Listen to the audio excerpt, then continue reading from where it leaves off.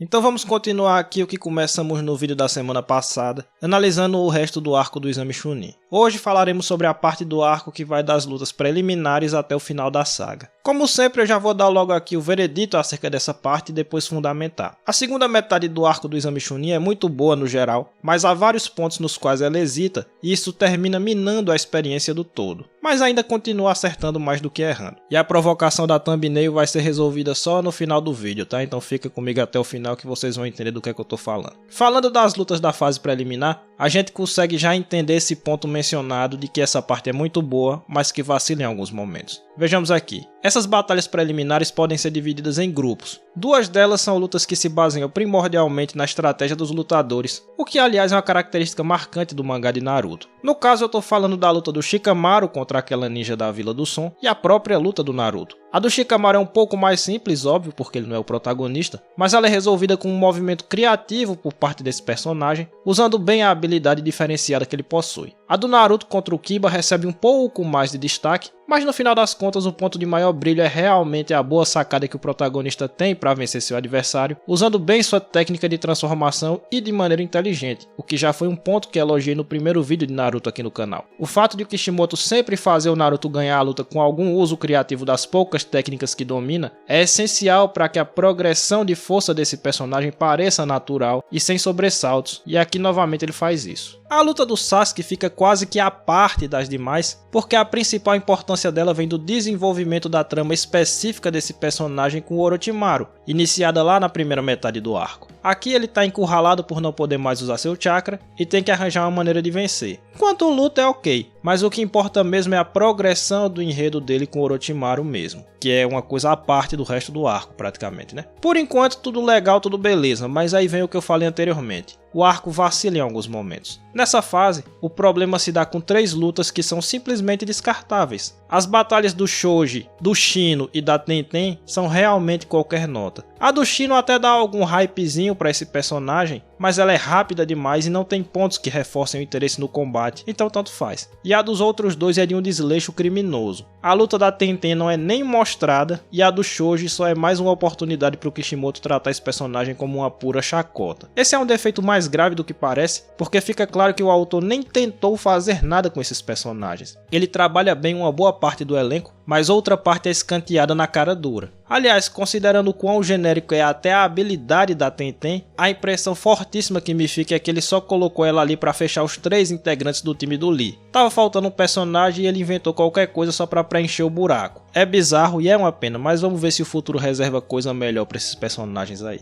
Já as 3 melhores lutas dessa parte são as da Sakura, da Hinata e, é claro, a do Lee. A da Sakura tem um peso emocional óbvio, porque é a oportunidade que o Kishimoto usa para desenvolver mais a rivalidade entre a protagonista e a Ino, trabalhando mais o passado de ambas e valorizando-as enquanto guerreiras mesmo, porque é um combate que se constrói em torno da força de vontade delas duas, que se recusam a perder no campo de batalha. Há também boas doses de estratégia aqui, o que é sempre bem-vindo. Infelizmente, também essa luta tem uma coisa que não me agrada, que é o modo como a Sakura se desvencilha da técnica da Ino. Para ser perfeitamente justo, existe até uma jogadinha do Kishimoto aqui de dizer que foi pelo fato de a protagonista ter 2 personalidades e que foi isso que possibilitou que ela saísse do jutsu da rival. Eu aprecio essa ideia porque essa Sakura interior é uma coisa que está na história desde o início e que era usada para propósitos cômicos. Que o autor tenha pegado essa noção e usado de uma maneira até inesperada na hora da luta é uma coisa que merece meu elogio. Porém, nada muda o fato de que a Sakura só despertou porque o Naruto gritou 2 ou 3 clichês sobre não desistir, não abaixar a cabeça ou qualquer coisa desse tipo. Quer dizer, aqui foi aplicada a coisa do poder da determinação, que é tão comum em shonen, da maneira mais direta e descarada possível. Eu não reclamo dessa filosofia da força de vontade nesse tipo de história, mas usar esse artifício de maneira direta para fazer o personagem superar o obstáculo que está diante dele, me parece só escrita preguiçosa mesmo. Há formas melhores de fazer a determinação impulsionar o personagem de maneira mais indireta e contextualizada dentro do enredo, e o próprio Kishimoto faz isso várias vezes. Aqui ficou mal feito. Por isso mesmo é que as lutas da Hinata e do Lee são as minhas favoritas dessa parte. A da Hinata é usada para trabalhar mais tanto a personagem dela quanto o Neji, que já estava na hora de ser mais desenvolvido, e aqui sim nós temos o tropo da determinação sendo usado de maneira interessante. Na luta do Lee também, aliás. Repare que a força de vontade da Hinata não faz com que ela supere o Neji, mas é usada para valorizar o caráter da personagem. Na real, é justamente esse o ponto de evolução dela, já que a personalidade da Hinata se caracterizava por uma falta de autoconfiança, por uma timidez excessiva que a prejudicava enquanto ninja. E é nessa luta, e impulsionada pelo Naruto, que ela encara sem medos o seu parente muito mais forte e se mantém de pé mesmo diante da severa punição infligida a ela pelo Neji. Agora sim a determinação foi bem usada no enredo, porque mesmo perdendo a luta, a Hinata mostrou seu valor e evoluiu enquanto pessoa, tudo isso sob a liderança do Naruto. Além disso, essa batalha já prepara o Naruto vs Neji da fase seguinte, né? Já Gaara vs Lee dispensa apresentações. É uma das lutas mais icônicas de Naruto e, digo sem medo, do shonen como um todo. Essa luta utiliza várias das técnicas de roteiro que já apontei 1000 vezes nas batalhas de Dragon Ball. Aqui existe a dinâmica de ter uma variação entre o guerreiro que está na vantagem do combate, né, que tem hora que é um que está na vantagem, tem hora que é outro que está na vantagem, que Dragon Ball utiliza direto. Aqui tem isso, só que é aplicado de uma maneira um pouco diferente. Digo isso porque quase sempre o Gaara esteve seguro no combate, ou seja, ele quase sempre esteve na vantagem do combate. Mas o fato é que a cada momento o Lee se aproximava de tirá-lo da zona de conforto, até o momento em que ele quase vence a luta e obriga o ninja da areia a adotar uma tática desesperada. Outra coisa muito característica de Dragon Ball que há aqui é que as fases da luta são pontuadas pelos power-ups do Lee. É quase como se o combate fosse dividido em tópicos, sendo essa divisão feita pelo modo como o Lee estava na luta. Primeiro ele estava normal, depois ele luta sem os pesos, depois ele usa o golpe da Lotus e por fim ele luta com os 5 portões abertos, ou seja, as 4 fases da luta, né? Em cada uma delas o Gaara tem que apresentar uma resposta para aquilo que o Lee está propondo, é quase como se fosse um diálogo, vamos dizer assim. Enfim, é uma luta bem organizada do ponto de vista do roteiro. Fora disso, é óbvio, há o mérito de desenvolver ainda mais o Rock Lee, aplicando quanto a ele a temática da força de vontade, que diga-se de passagem é o centro desse personagem, de uma maneira bem interessante, porque há aqui tanto uma recompensa ao leitor, nas cenas nas quais o Lee mostra o seu imenso poder, é uma recompensa porque mostra ao leitor que o trabalho duro desse personagem deu resultado. Mas há também um final agridoce, porque apesar de todo o esforço, o nosso querido Lee não pôde vencer o Gaara e teria morrido em condições normais, precisando ser salvo pelo Guy, né? Então há esse jogo ambivalente de satisfação e compaixão geradas por esse combate. É a tal da montanha-russa de emoções, né? E por fim há também o mérito de ter várias cenas de adrenalina pura, usando da extrema velocidade do Lee e da habilidade do Kishimoto em desenhar, para esquentar as coisas e empolgar o leitor. Enfim, luta finíssima, acerta em tudo que tenta fazer. Seguindo em frente, temos a parte do treinamento do Naruto com o Jiraiya, que é, como tudo nessa parte da saga, muito boa, mas com vacilos. A parte boa é a seguinte: esse treinamento serve como um elo muito bem encaixado em uma corrente, uma sucessão de acontecimentos que possui coerência interna. Como assim? Na fase das lutas preliminares, ficou estabelecido que o Naruto queria quebrar o Neji, e também vimos que o Neji tinha a habilidade de bloquear o chakra do adversário, além de ser muito mais poderoso que o Naruto. Esse é o problema levantado pela luta Hinata vs Neji. Aí temos o treinamento do Naruto, no qual o Jiraiya percebe o grande potencial dele e o ensina a utilizar o chakra da raposa que reside dentro do herói. É uma evolução natural do personagem e ele ainda sai do treino com uma técnica nova, que no caso é a de invocar o sapão lá, né? E aí futuramente nós vamos ver que essa coisa de ter 2 chakras diferentes e conseguir usar ambos será a chave para o Naruto vencer o Neji. Será a solução para o problema causado pelo Neji conseguir bloquear a chakra. E também a solução para o problema de o Neji ser muito mais forte que o Naruto. Então o roteiro progrediu de maneira correta aqui. Um problema foi levantado, uma preparação foi feita e o problema foi solucionado lá na frente. Essa é a parte boa desse treinamento. A parte ruim é que o Naruto conhece o Jiraiya por acaso. Por um golpe de pura sorte ele encontra o seu novo mestre, sem saber que era um mestre, e por acaso o cara tem a solução que ele precisa. Então a introdução dessa parte do treinamento é bem meia boca e acontece de qualquer jeito. É meio largado, meio desleixado, né? Não existe uma coerência para que essas coisas aconteçam. Ele tá lá treinando com outro cara e aí de repente ele conhece o Jiraiya e por um acaso o Jiraiya é o cara que pode ajudar ali, que tem a solução para ele. Enfim. Antes de entrarmos na fase final do exame, deixarei aqui registrado que o personagem do Lee me agrada muito. Muito mesmo. Fora o fato de todas as questões explicitamente colocadas pelo Kishimoto para ele, relacionadas ao trabalho duro, à determinação e etc, que são todas bem estabelecidas, e fora o fato dele brilhar muito na luta contra o Gaara, existe alguma coisa nesse personagem e na relação dele com a Sakura, Sim, na relação dele com a Sakura, que mexe demais comigo. Tem alguma coisa na relação entre esses dois personagens que me empolga muito, que me parece mexer com sentimentos muito profundos e específicos da alma humana. Não sei, eu posso até estar viajando muito aqui. Vou precisar refletir melhor sobre esses pontos e, a depender do que sair dessa reflexão, fazer até um vídeo específico sobre isso. Mas a minha intuição me diz que tem alguma coisa ali sim. Só queria deixar isso aí registrado. Sigamos. A última fase do exame tem 3 lutas, já que o irmão do Gaara desiste, e isso aliás reforça a minha crítica quanto ao desleixo do Kishimoto em relação ao Shino, que poderia ter sido trabalhado nesse combate, mas que foi deixado de lado de novo. Quanto a Naruto vs Neji, eu já falei como a solução usada pelo Kishimoto para o Naruto superar a maior força do Neji e a habilidade que ele tinha de travar chakra foi bem trabalhada pela parte do treinamento dentro do arco. Além disso, esse combate é bastante temático, uma vez que o Neji se mostrou uma pessoa absolutamente crente na ideia de destino imutável. Cada ser humano nasce com seu destino já traçado, e essa crença ele tem por conta da sua criação e do seu passado, né? Independentemente de qualquer esforço, qualquer trabalho duro, você vai terminar onde deveria terminar desde o início, e não há nada que você possa fazer para evitar isso. Ele já tinha mostrado essa crença na luta contra a Hinata, aliás. Obviamente o Naruto representa a visão de mundo oposta, e então essa luta termina sendo também um conflito ideológico, com a vitória do protagonista mostrando também que o pensamento do Neji estava errado por si só. Também tem uma questão de uma certa identificação do Naruto com o Neji em um certo ponto ali, enfim. Há mais coisas que eu quero dizer sobre essa parte daqui a pouquinho. A luta do Shikamaru valoriza bastante esse personagem naqueles pontos que já tinham sido levantados no combate da fase anterior. Ele é realmente estabelecido como grande estrategista e o Kishimoto se livrou de uma grande enrascada na qual se meteu. Explico. Quando um autor estabelece um personagem como sendo um grande estrategista ou como sendo muito inteligente, ele se coloca na obrigação de mostrar que esse indivíduo é realmente capaz de pensar em coisas fora da caixa, em se mostrar como uma pessoa que pensa sempre à frente dos demais. Se não conseguir demonstrar isso, o autor basicamente terá feito uma promessa ao leitor e falhado em cumprir essa promessa. Eu julgo, por exemplo, que o Isayama cometeu esse exato defeito no início de Shingeki no Kyojin. Um monte de personagem fala que o Armin é diferenciado, que ele é muito inteligente, que ele é muito esperto, mas no começo ele só pensa coisas básicas e não estabelece nenhuma grande estratégia muito inteligente. O autor falha em estabelecer essa característica para o personagem, ele só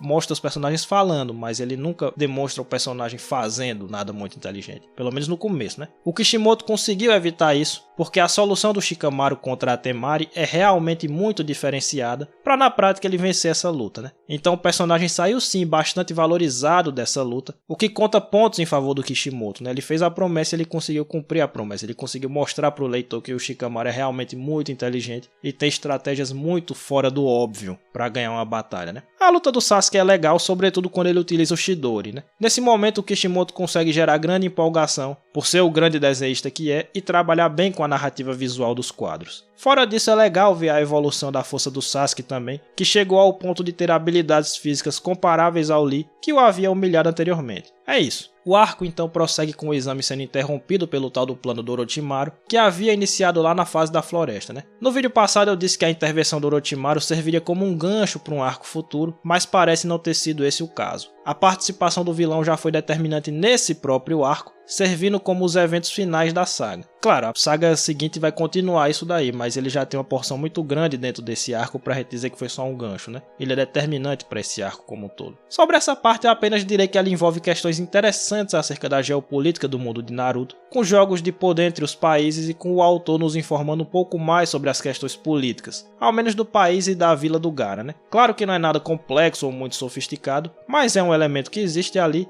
e que tem conexão com o arco como um todo e com a história do Gaara. E tudo isso é muito interessante e merece elogio. Então, conta pontos aí em favor do Kishimoto também, essa parte da política do mundo de Naruto, né? Da guerra de forças entre os países, entre as vilas e tal. Agora, muito bem, antes de encerrarmos, há algumas coisas que eu quero mencionar aqui, principalmente sobre os personagens do Neji, do Naruto e do Gaara. Sobre o Naruto eu vou deixar aqui a pimentinha, a polêmica do vídeo. Eu acho que a gente deve se questionar se ele realmente é o representante do trabalho duro e da determinação dentro do mangá. Eu acho que não. Esse papel é do Rock Lee, e isso por um motivo que pra mim é até óbvio. O Naruto não só é um personagem cheio de potencial desde o início, isso é falado várias vezes, como ele ainda tem a força da raposa de 9 caudas dentro dele. E é só por isso que ele consegue vencer o Neji. No fundo, não foi uma pessoa qualquer apenas muito determinada que venceu um gênio, mas sim um gênio venceu outro gênio, usando de uma reserva assombrosa de chakra que ele possuía sem mérito nenhum. Ele nasceu com aquilo. Não chega a ser um dom, mas ele nasceu com aquele poder, com aquela capacidade, e ele tem muito potencial, como é dito várias vezes. Dessa forma, eu tendo a concordar com o grande Aizen quando ele diz que talvez Naruto não seja sobre trabalho duro versus talento, ou ao menos o protagonista não é o representante dessas questões, mas sim o Lee. Dessa forma, não me parece que o Naruto seja o melhor personagem para mostrar ao Neji que o destino não nos amarra. Talvez a confusão que se faça aqui, na cabeça de muita gente, tenha a ver com o modo como o Naruto era tratado pela sociedade. Aí sim ele era visto como um pária, como um qualquer, como um desprezível. Mas isso não tem a ver com ele ter ou não ter talento. Enfim, isso é papo para outra hora, mas fica a pimenta aí. Sobre o Neji eu quero dizer apenas que ele protagoniza outro ponto fraco desse arco. No caso eu tô falando da fatídica cena na qual ele descobre toda a verdade sobre seu pai. Ali naquela cena fica claro que esse personagem já tinha mudado completamente de ideia após a luta contra o Naruto, mas isso eu não posso aceitar. Quer dizer, o cara passa a vida toda com uma visão de mundo X, acreditando piamente nela, e aí por conta de uma luta e de um discurso do Naruto ele já abre mão dessa ideia assim, sem mais nem menos? Não é crível. Sim, esses eventos serviriam como gatilho inicial que desencadearia a mudança desse personagem no futuro. Aí beleza, aí eu aceito. Ou seja, o ponto de partida para ele começar a refletir sobre a vida dele, para aí sim ele mudar o seu pensamento. Agora, em um dia ele abrir mão de tudo o que acreditou, porque sim, por causa só dessa luta e pronto, e aí agora ele já virou, já é outra pessoa, aí é muito forçado para mim.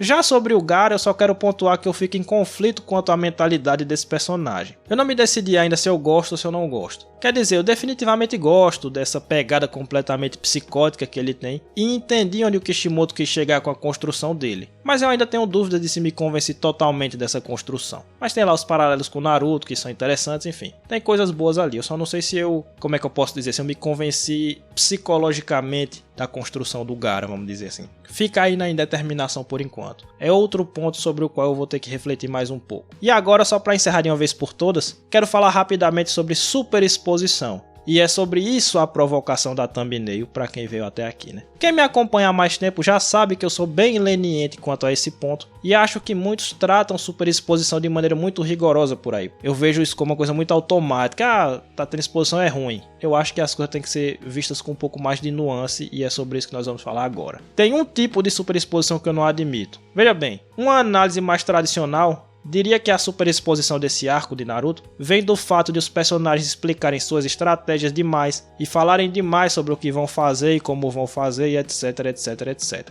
Eu discordo frontalmente dessa crítica, que poderia ser aplicada, por exemplo, na luta do Shikamaru contra a Temari, né, que tem vários quadros deles explicando bonitinho, até com desenho, a estratégia que está sendo usada. Eu discordo dessa crítica. As lutas de Naruto são muitas vezes baseadas em estratégia, e nesses casos, garantir que o leitor compreenda a estratégia adequadamente é de suma importância. Justamente porque o ponto central aí é o de que a solução faz total sentido com o contexto do combate. É daí que virá a satisfação do público quanto a essa luta, de ver a solução criativa sendo aplicada dentro daquele contexto. Além disso, fazer o personagem anunciar sua estratégia também serve como uma maneira de o escritor gerar expectativa no leitor. E aí ele pode cumprir ou subverter essa expectativa, e em ambos os casos ele pode gerar reações diferentes do público. No caso do Shikamaru, todo o apelo do personagem está nesse tipo de luta e nesse tipo de escrita. Então como poderia eu criticar essas cenas de exposição em Naruto? Não posso. Mas há outro tipo de exposição que eu abomino. É quando o autor tenta gritar na cara do leitor o que pensar acerca daquela cena, personagem ou até da obra como um todo. Ou seja, quando o autor quer editar a interpretação da própria obra. Quando ele quer se assegurar de que o leitor entendeu a moral da história, a reflexão proposta. E aí ele começa a encher as cenas de diálogos artificiais. Aí sim, muito expositivo sobre cada um explicando, quase como se fosse explicando a cena anterior, né? O que por si só já estraga boa parte dessas cenas, porque fica tudo muito pouco natural. Então a cena já fica ruim por conta disso. E aí ele começa a colocar coisas ali que francamente subestimam a inteligência do leitor. Nesse caso eu fico incomodado porque para mim a riqueza da arte é justamente construir a cena sem guiar demais o público e deixar que este faça suas leituras, interprete e tire suas conclusões. Uma mesma cena pode significar incontáveis coisas, pode ter inúmeros subtextos e é aí onde a arte é rica. Quando o autor fica querendo desenhar demais o que pensar e como entender a cena e o personagem, ele mata o drama da cena e também tenta matar a riqueza dos discursos possíveis sobre a obra. e ainda trata o leitor como burro demais para entender o que ele está querendo dizer. Aí sim é super exposição para mim. O autor mostrar passo a passo de uma estratégia de luta pode ser uma técnica de escrita que dará bons frutos na obra, e o Kishimoto faz isso bem. O autor desenhar a interpretação da cena e da psicologia dos personagens é só tratar o leitor como idiota mesmo, e o Kishimoto faz isso também, então fica aí a indignação. De toda forma, senhores, o Exame Chunin é um ótimo arco, apesar de seus defeitos nem sempre pequenos. Fato é que eu tenho algumas coisas para pensar sobre alguns personagens, sobre o Lee e sobre o Gaara, e estou com bastante vontade de continuar lendo Naruto. Fiquem ligados aí que qualquer hora esse mangá volta aqui no canal. Por hora, muito obrigado, dá o like aí, compartilha o vídeo para a comunidade naruteira para ajudar a crescer o canal. Até a próxima.